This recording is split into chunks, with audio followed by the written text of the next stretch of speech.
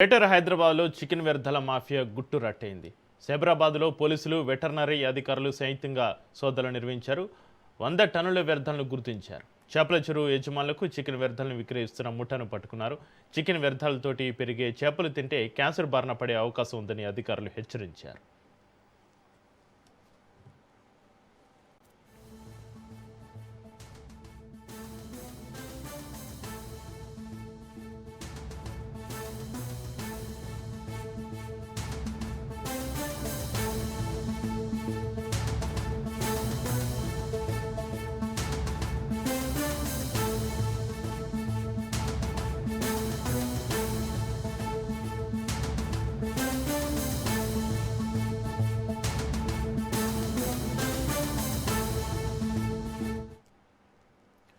అత్తాపూర్లోని poultry యూనిట్లలో ఏర్పడి కులిన chicken వ్యర్థాలను జీహెచ్ఎంసీ రెండరింగ్ ప్లాంట్కి తరలించకుండా వాటిని నేరుగా ఏపీలోని ఒంగోలు, భీమవరం వంటి ప్రాంతాల్లోని చేపల వ్యాపారులకు విక్రయిస్తోంది ఈ ముఠా.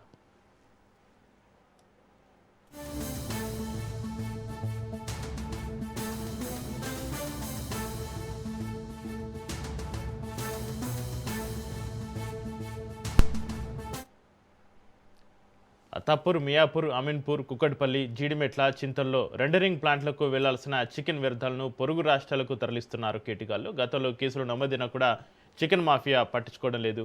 రాత్రి సమయంలో ఏపీలోని చేపల చెరువు యజమానులకు చికెన్ వ్యర్థాలను విక్రయించి మాఫియా సొమ్ము చేసుకుంటోంది.